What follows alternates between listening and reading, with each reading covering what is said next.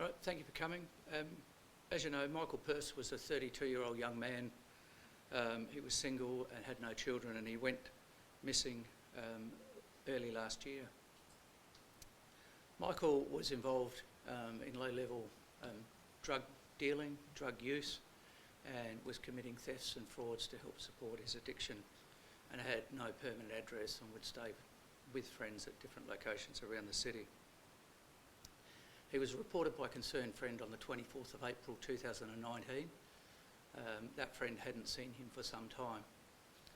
As well, his mum, who now lives in Germany, she'd ordinarily have contact with Michael every 2 weeks, but hadn't had contact since the February as well, so she'd gone for a couple of months without any contact with him. Initially, the investigation into the missing person report was led in the districts, and then in May 2019 it was declared a major crime, and major crime assumed responsibility for the investigation. In late 2018 and 2019, so leading up to his disappearance, we're now aware that he was the subject of a number of assaults. On one occasion he was kidnapped, and on one of those occasions he was threatened with a firearm and struck with it. We know that he had some issues within the drug community, but also he was in conflict and had some personal dispute with a person who we believe may have been involved in his subsequent murder. On Wednesday, the 6th of February 2019, we know that Michael spent the afternoon and the evening in the city, and at one point was at the Adelaide Casino, and he was later collected there by one of the people. He was later collected from there by one of the people we suspect to be involved in his murder, and he went voluntarily with that person to Unit 17, 415 Churchill Road at Kilburn. And as I say, we believe he went there voluntarily, and it was possible that he was lured there to be murdered. We know that he stayed there until the early hours of Thursday the 7th of February, and that in the early hours of the morning that he was killed by some of the occupants. At the time of his death, we believe there were 3 men present and also a couple of females, and 3 or more of those people played a role in his death, and others may have assisted either afterwards in scene cleanups or assisting in the disposal of his body. We know that that morning, most likely shortly before 5 o'clock, his body was placed in the boot of a 2000 green Daewoo hatch, and his body was driven from the unit out onto the Adelaide Plains north of Adelaide with the intention of disposing of his body. Along the way, we know the vehicle they were in got badly bogged on a dirt track, and it remained there for some time until a passerby came to their aid and assisted to pull them out of the bog that they were stuck in. The offenders then, realising that it was too late to dispose of his body because the sun was up, returned to the unit with Michael's body still in the boot, where we believe it remained throughout the day. As best we can make out, the times this activity occurred is probably from sometime after 4:30, and having them back at the unit by about 9 o'clock in the morning. We believed, as I said, that Michael's body remained in the boot throughout the day and the following night, and in the early hours of Friday the 8th of February, at a similar time, the offenders drove north onto the Adelaide Plains to a location which we're not certain of at this stage, and that they disposed of his body. So it's critical to our investigation for us to identify the person who helped these people get out of the bog. The person must remember that on a dirt track about 12 months ago that they pulled a green Daewoo hatch out of a bog. We're not certain how many people are in, but we are certain that the person who helped them will remember, and would encourage that person to ring Crime Stoppers tonight and ask to speak to a major crime detective, and they'll get to talk to somebody who's working on the case. I'm happy to take questions.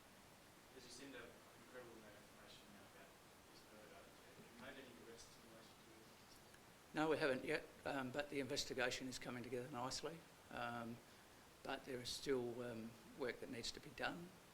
Two of the suspects are in prison at the moment on unrelated charges, and one remains out and about. So whilst we've got a better picture, we still need to do a little bit more, and certainly to find Michael's body for his mum and dad is of critical importance to them, and also the investigation.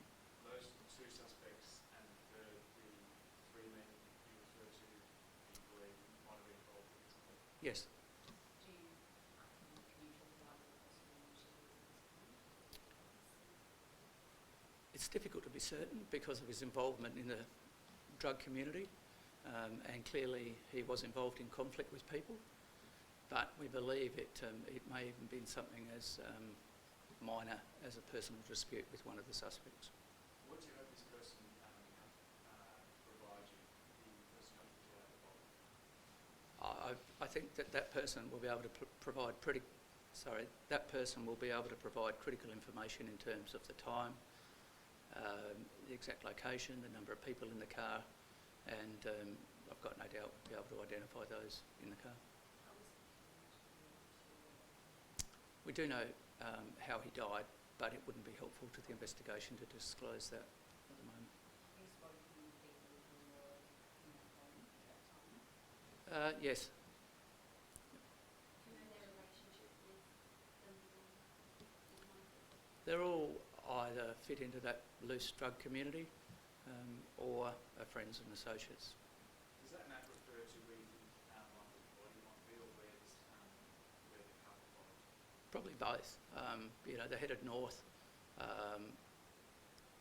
They wouldn't have been out and travelled a great distance, and we're certain that the car got bogged in that area heading north, so it wasn't really that big a turnaround time until they actually started going back to the unit. So do you feel like you're getting closer then to finding Michael's body? Well, I hope so. The investigation in terms of identifying the offenders and getting sufficient evidence to charge them, that's progressing extremely well, and I'm optimistic of a good outcome in due course. But of course, finding Michael's body is a high priority. We heard from Donna and Michael's mum, must have been incredibly distressing time for her and the family. How important is it that you get these arrests to finalise this case? Yeah, I mean, the arrests are important, but we don't want this to be another case where the family hasn't had their loved one returned to them, so they can have a proper funeral and bury them and have somewhere to go. So that's really important to us to find Michael. When you said that you left the hospital voluntarily, how did that information come about? What did you come to someone come to support you come after? No, he was in hospital for a little while, and then he left that afternoon, and then he basically stayed around the city for a while, and then just got on with life. So there was no issues or nothing suspicious about him leaving the hospital. And then you said that he voluntarily wasn't someone you think was involved. Yeah, he went to the casino. He ended up at the casino, and then this other man came to the casino, and obviously had a conversation with him, and we suspect lured him back to the unit because he went with him voluntarily. Is that man did that? Is that someone who was in custody, or is that somebody else?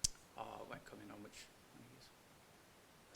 We spoke about the address of Kilburn pretty specifically. Are you still hoping to speak to anyone from there? Or you feel like We've spoken to a lot of people around that area, but yeah, that was a big step forward to actually identify the scene.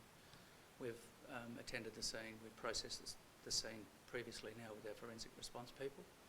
So identifying the location of where he was killed and where his body was stored and the vehicle has really advanced the investigation a lot. And how would you describe this? It sounds pretty shocking to have three people involved and many people in the scene. Yeah, like, all the murders are terrible. It doesn't matter how many or the circumstances of them. They're all bad, and it doesn't matter who the victim is. I mean, Michael's got criminal convictions and was up to mischief, but that's of no importance to us. You just don't do violence to anybody. Are you also still appealing for anybody who is in that line to come forward, or is this primarily for the person who told you about it? We're pretty comfortable that we've spoken to the people that were at that house or at that unit, but certainly anybody else who might have been nearby who saw something that they think might be helpful, we would always welcome those people to come forward. Okay. Thank you. Do you want to